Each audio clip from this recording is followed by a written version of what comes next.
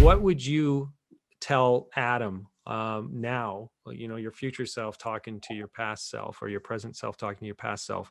What would be some of the advice that you would give Adam?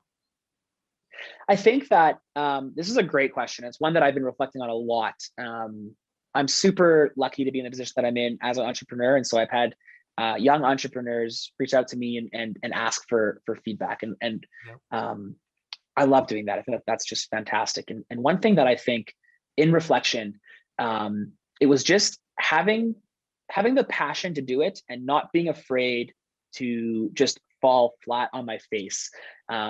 Was so important. I think about the steps that I made early on, and lots of them were the right steps. Lots of them were the right steps a little bit later than they should have been.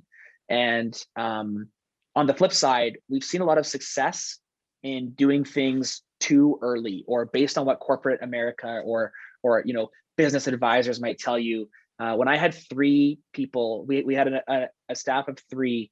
I leased 4,200 square feet.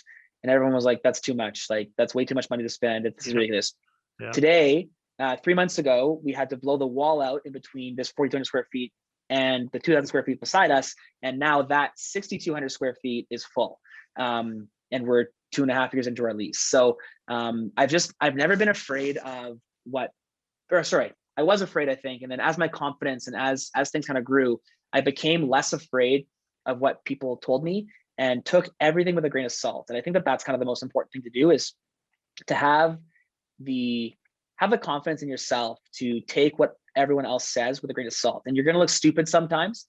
But I was called a lot of names for the first 5 years of my career, and I'm getting called the opposite of those names now. You get called from being called crazy to a visionary, or you get called from being called, reckless to strategic. And it's funny how the same word can mean totally different, or how the same concept can mean totally different things. Yeah.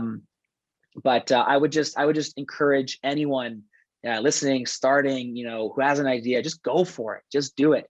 And really, as long as you think it's justified by your thought process and the way that you think it can be done, chances are it's a good idea.